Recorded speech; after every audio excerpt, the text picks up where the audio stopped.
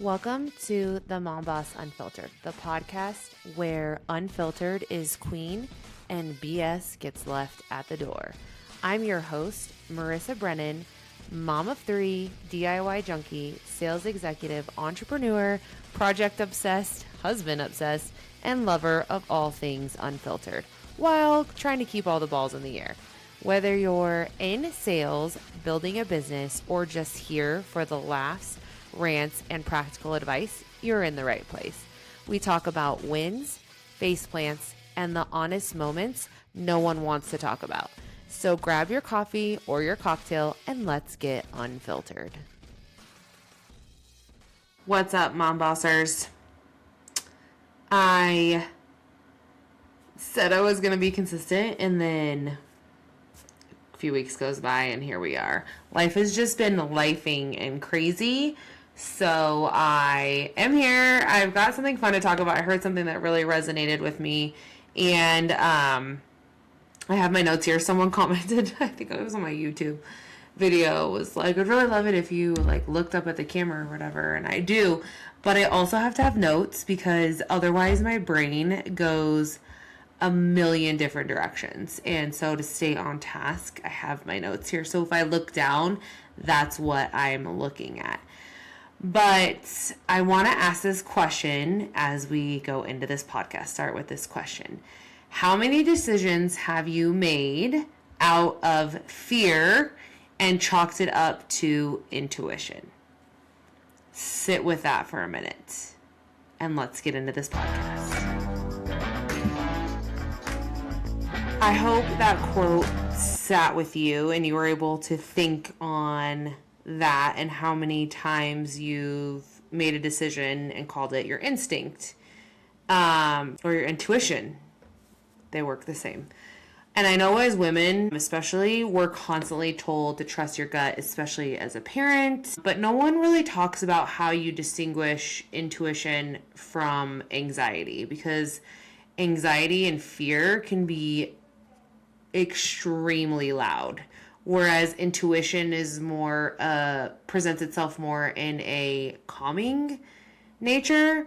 And, you know, when I think about in fear and, fear versus intuition, and I think anxiety when I think of fear, and anxiety results in panic, right? And then intuition results in this under the surface, just knowing, feeling, but it presents itself outwardly as a calm presence. So distinguishing the panic from the calm, I feel like, is what we really need to hone in on. And intuition can be such a powerful, powerful tool. And I know it's helped us and saved us in a lot of instances where we were like, are we just being dramatic, or is this really something we should look into? But it's also caused panic in certain situations because we acted on it and wasn't necessarily requiring the dramatics of the situation. And I feel like I want to start this podcast by defining these two things. First, I would like to define what intuition actually feels like. And you all know it. It's a clear message in your brain. It's a calm presence of your body. It's more direct. It doesn't cause anxiety and spiraling within your own brain. There was one time, oh gosh, I'm trying to remember. Oh, with our middle, when she was a baby, 30 days old, not even.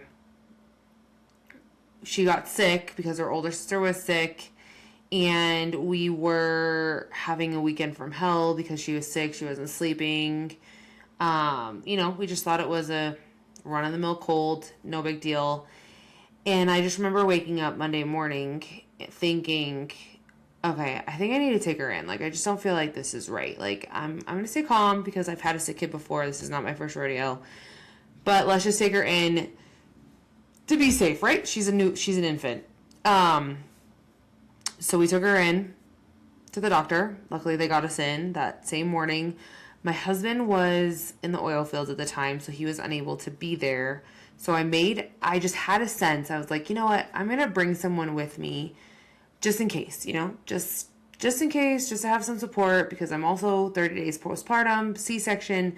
I can't lift anything or shouldn't lift anything, and let's just bring someone. So I call my dad. My dad picks us up. We head to the doctor. The doctor immediately walks in and goes, she's not well. That baby is not well.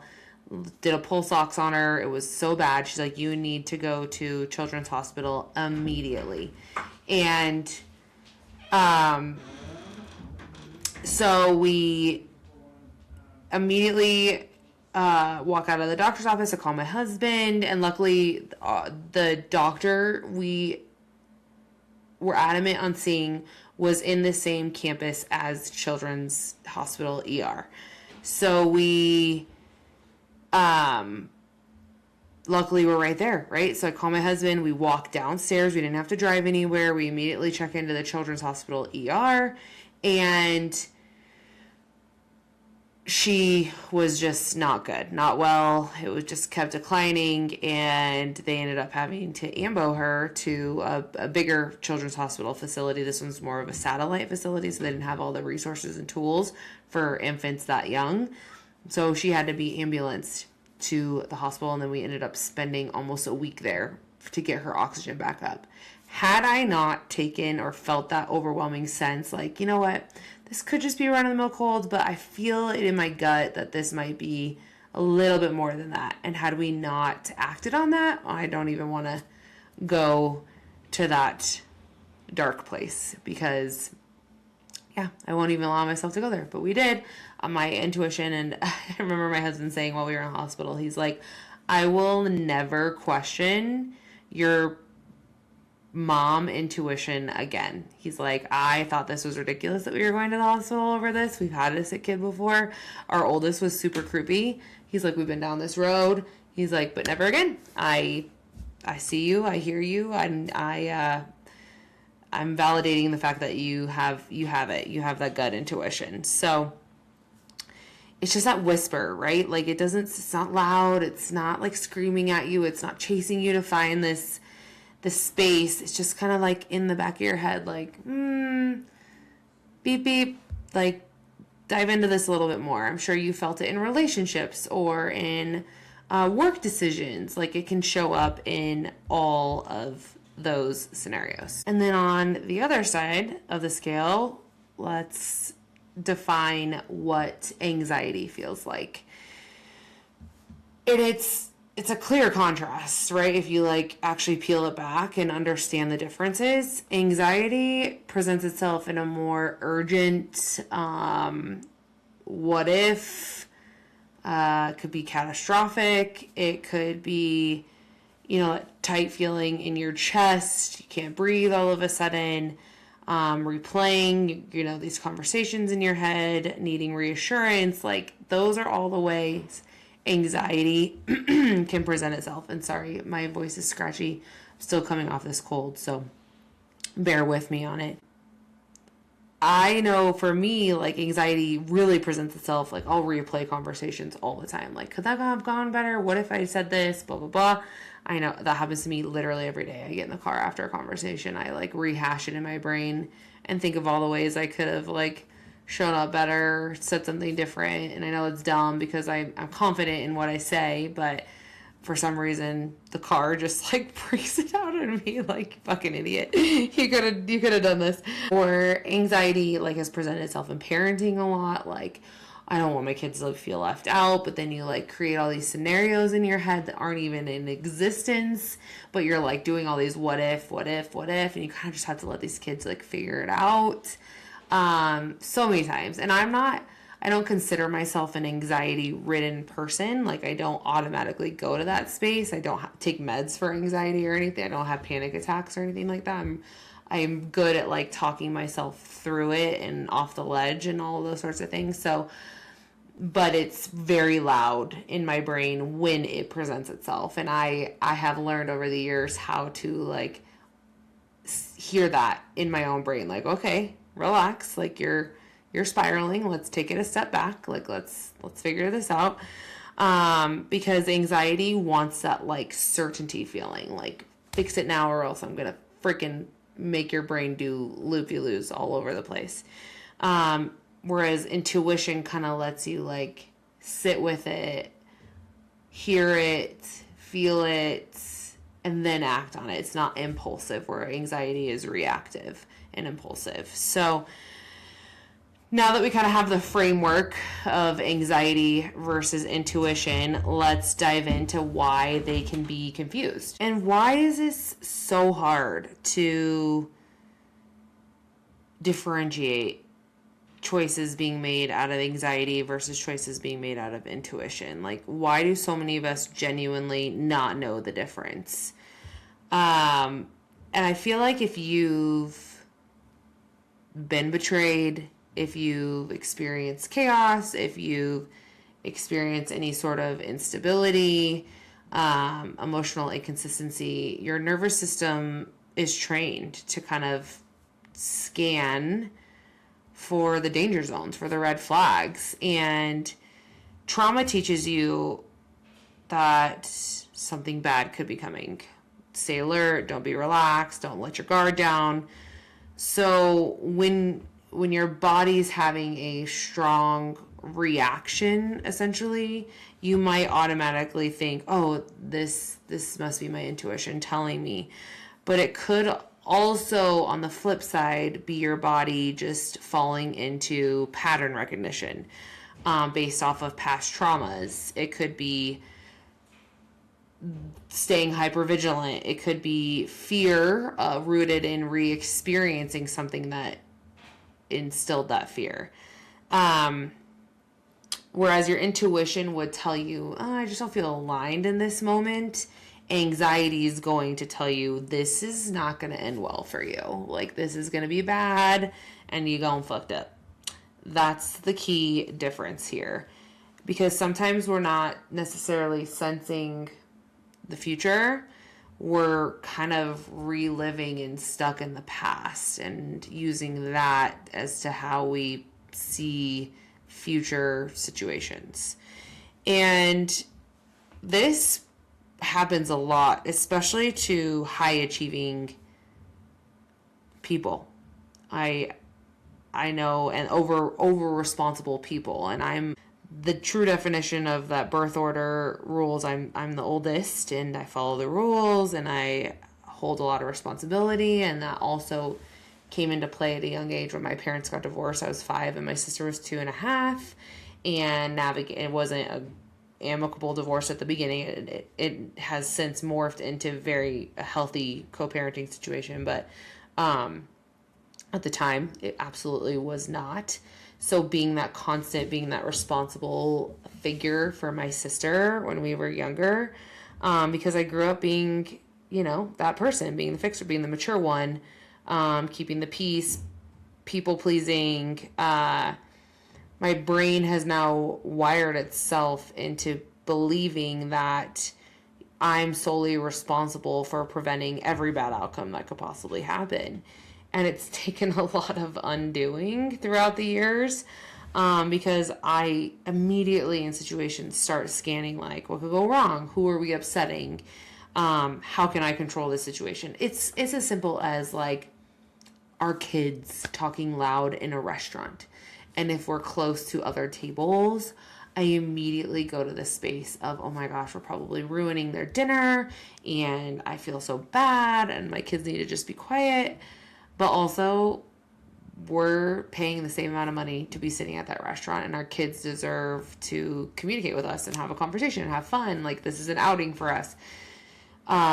It's like even those like minuscule moments, my brain automatically goes there. But in learning what I know now, beforehand, I would attribute it to intuition, because that's like a protective mechanism for my brain. And that really was like anxiety, dumb anxiety showing up to prevent certain outcomes, right? That's how it actually was. And it's my anxiety saying, like, if I don't anticipate this XYZ is going to happen, it's not going to be good. Whereas as I've learned to lean into more intuition, it's just simply saying, this situation isn't for me. I'm just going to remove myself from it. And you can see it just in that example, one is truly trying to control the future, where one is just recognizing the truth of the situation, and either you align with it or you don't. And it definitely presents itself, God, as the people pleaser in me. Such a bad trait. I hate that part of me, because I over the years just prioritized other people's emotions, where my gut, it might actually be fear of disappointing somebody, and I attribute it to my gut instincts. And you have to ask yourself, is it me telling me not to do this? Is my intuition telling me not to do this? Or is it my anxiety about someone ultimately being mad at me? It's a very hard question to ask yourself when you're a people pleaser, because anxiety shows up in that space to avoid any sort of discomfort, any sort of conflict, any sort of rejection. Oh my God, it's the hardest word in my brain. Where intuition is alignment, integrity, your clarity. And a question I often have to ask myself as the people pleaser in my family and dynamics, if the decision is rooted in fear of someone else's reaction, it's probably anxiety. It's probably not intuition. And I probably need to lean more into my intuition in that moment. And then hyper independent people. We learn to rely, or I've learned, I don't know about you guys, but I've learned to rely on myself at an early age, right? Like when my parents were going through their divorce, I had to do things for myself. And then I saw my mom become a super hyper independent woman. And so in my head, I was like, well, I'm going to be just like her. Like, I don't need anybody. Fuck everybody, right? Like, who needs anyone? And because I learned, depending on people wasn't safe. I didn't feel like it was a safe space. Therefore, my brain has rewired vulnerability as danger. So if you're vulnerable, you're setting yourself up for something bad to go wrong. And so when something requires trust, closeness, or surrendering, my anxiety senses flare up like crazy. And they used to. Like I've done a lot of work, and I have the support of an amazing husband, so I know there are people who I can depend on and trust. And when my anxiety flares up, I just say, ooh, my gut is telling me no. But is it really your gut, or is it just saying, I have fear of needing this person or leaning on this person, or because I'm hyper independent? It's a good question. I don't know.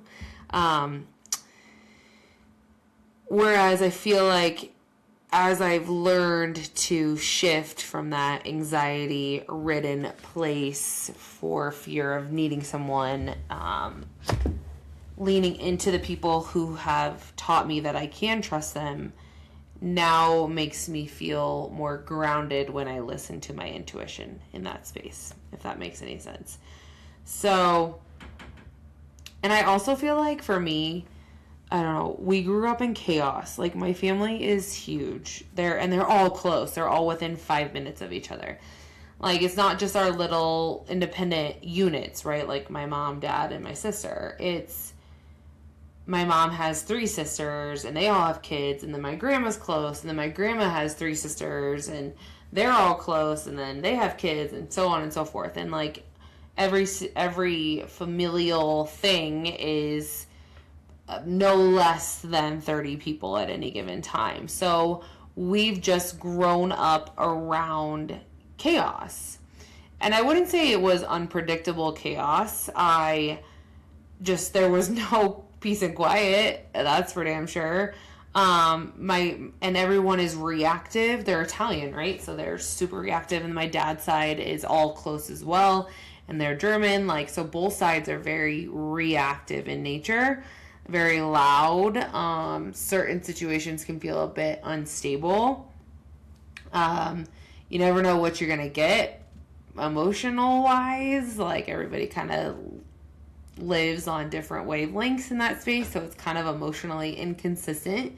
Who's going to be pissed off? Who are you going to rub the wrong way with what you say? And so I feel like over the years, my body has just equated chaos to this normal existence. And as we've brought people in that didn't grow up in that space, you know, like our spouses and whatnot, they're like, what the fuck? Like, this is so much. There's so much is going on.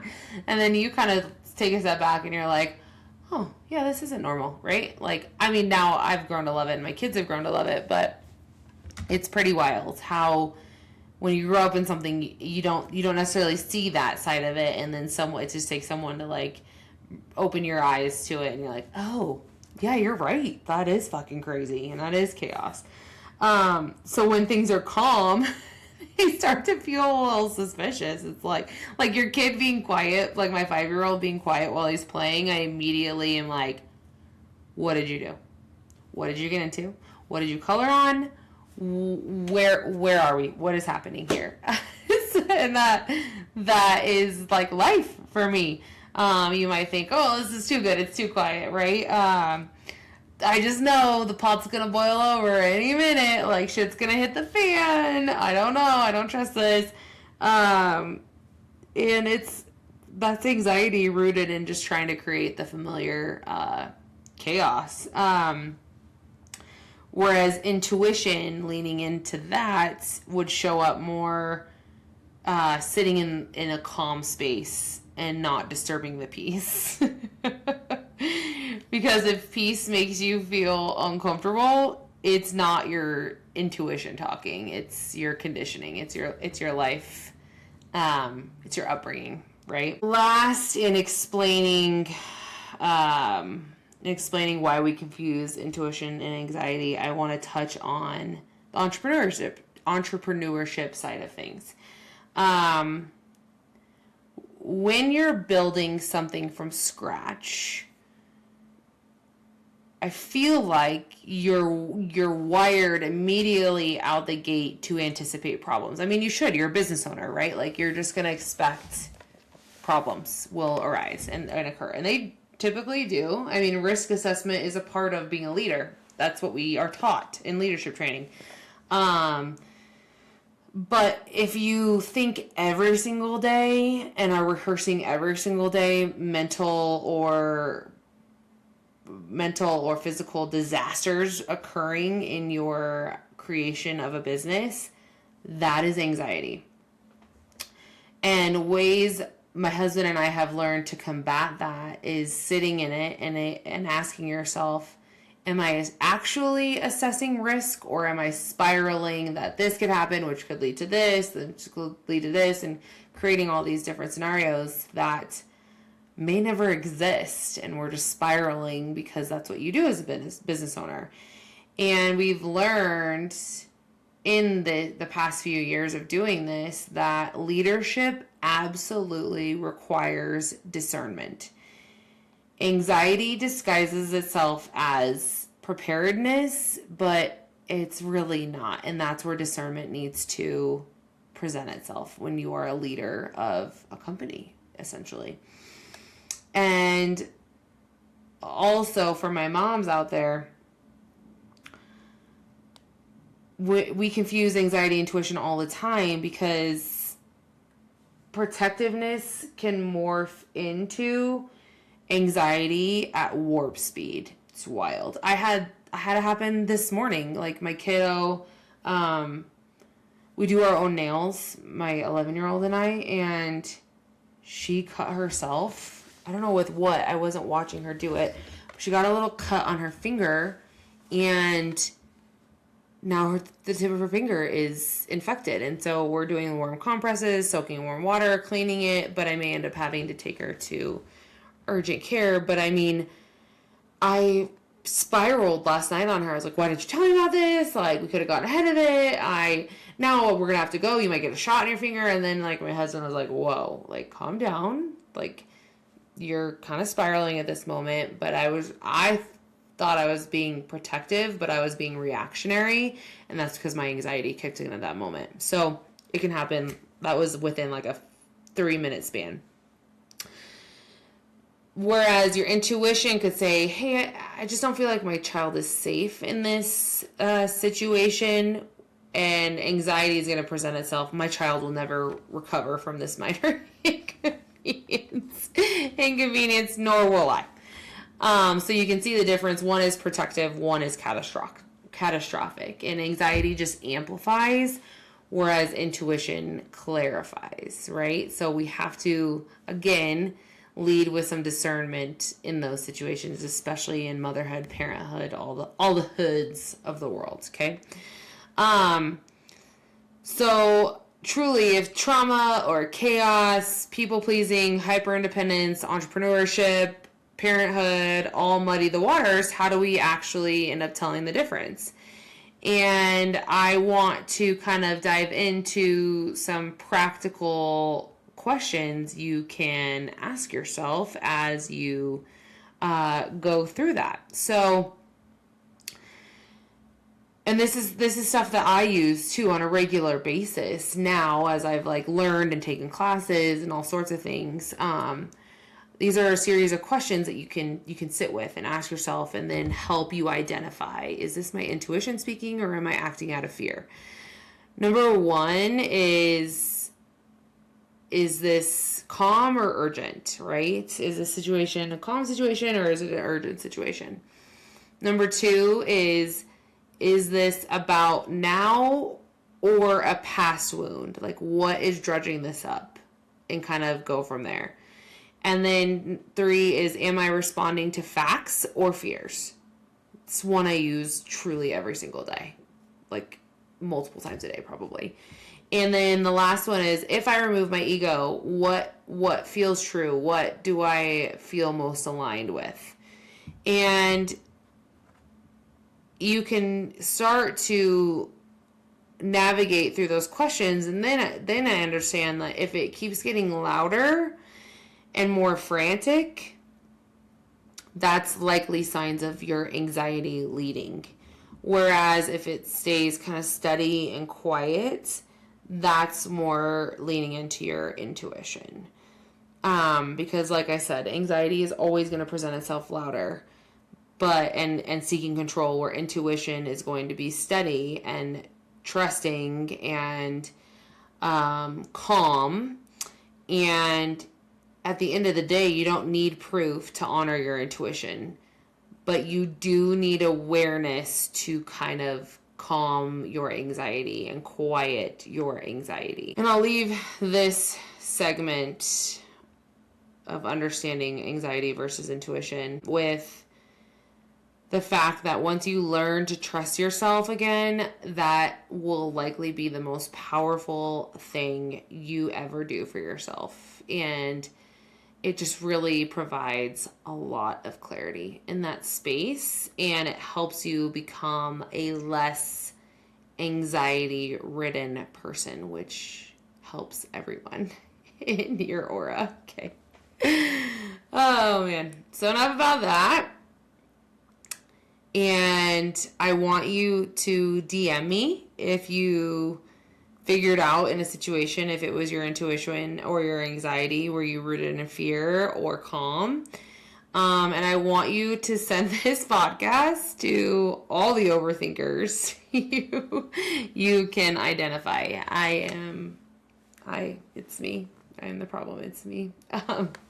So I hope that helps at least just one person. That's all that matters to me, because it's helped me come a long way when I make decisions, and understanding if I'm being fear-based or anxiety-ridden. And I have a lot of unhealthy fears, and I have to discern where they're rooted from and why, and how logical they are or non-logical they are. I mean, it could be as simple for me as like, do I take the elevator or the stairs? Well, do I have my phone on me? Because if I get stuck in the elevator, do I have the ability to call somebody? Even though all elevators come with a call button, do I have water in case I'm stuck there for 5 hours? do I have water in case I have to pee in a cup? Like, it all goes through my head. And then I'm like, okay, if it's less than 4 floors, I'm just going to take the stairs because I'm not willing to. And it's just like, I have to sit there and be like, okay, calm down. You're not going to get stuck in the elevator. And if you do, there are safeguards in that moment. And you're just making this decision out of fear and not intuition. Like, is something really bad going to happen? Most likely not. Your intuition will be telling you. But on the flip side, like, I have stopped my kids from spending the night at places because my intuition, it wasn't loud anxiety. It was just, I just don't love this and I don't feel good about this. So we're just going to not do this time. Like, let me get to know the parents a little bit more. Let me do this, so on and so forth. And that's my intuition speaking, but it presents itself in a much calmer manner where if you see me outside of an elevator, you're just going to see my face getting red and like pacing back and forth like, oh my gosh, what am I doing? That's how I fly too.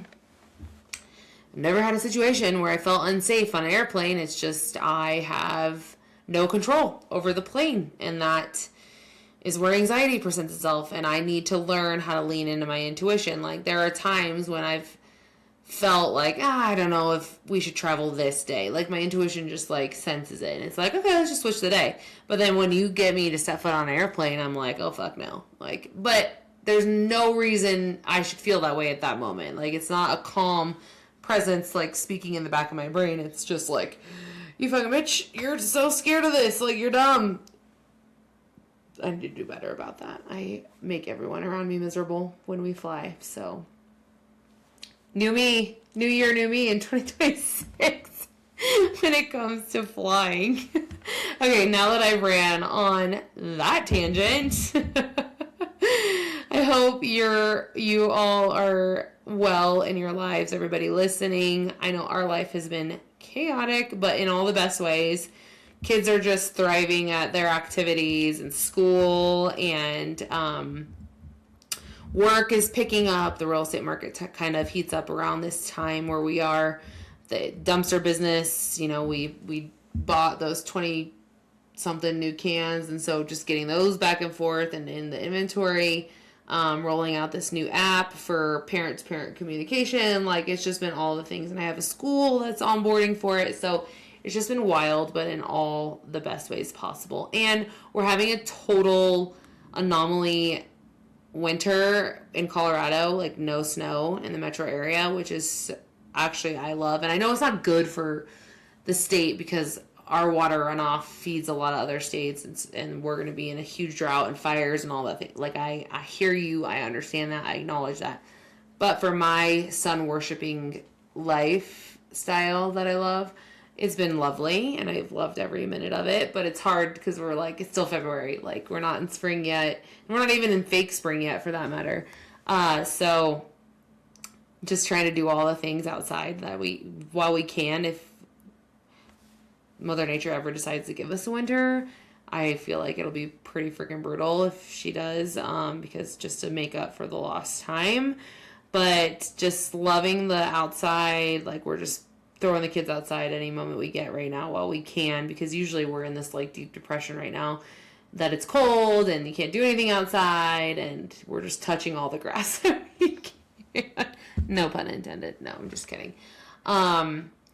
Yeah, it's just been wild. And then I'm going to do another podcast episode on family dynamics, which should be fun and maybe piss some people off, but that's what I'm here for. But sending you all love from the Mom Boss Unfiltered. Thanks for being here. As always, I am cheersing you from an espresso martini tonight.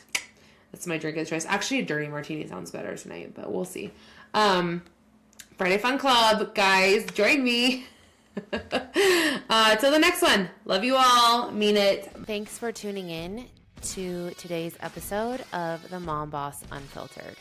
I want you to know that I don't take it lightly that you're here listening, sharing space with me in the middle of your busy, beautiful, messy life.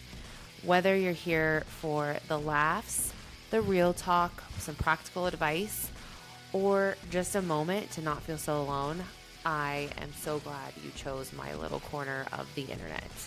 Until next time, my friends, take care of yourself, stay honest, stay real, and most importantly, stay unfiltered.